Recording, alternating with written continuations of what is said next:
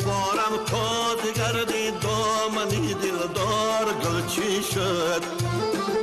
گلستان شد چمن سرسبز شد طاووسی رنگین شد گلستان شد چمن سرسبز شد طاووسی رنگین شد بس خیلی بستان و سر رعنا چو خیران آورد نوای خیر مقدم بلبلان را لحنی تلقین شد نوای خیر مقدم بلبلان را لحنی تلقین شد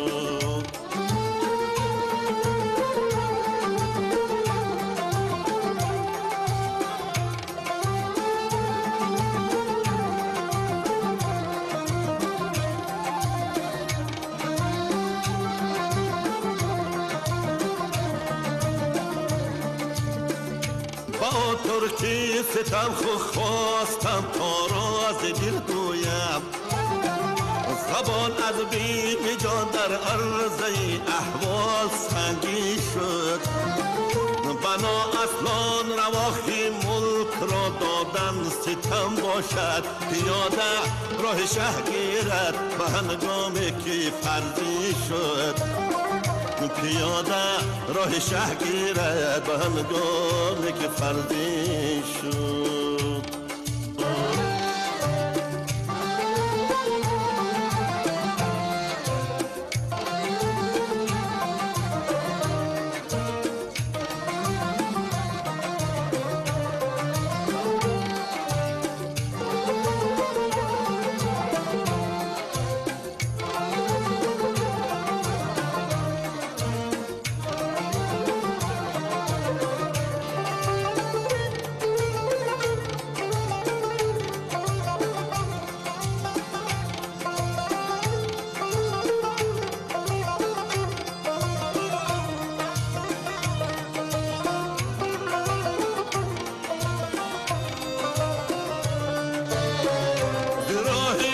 خودنمایی عاقبت بر خود زیاد کردم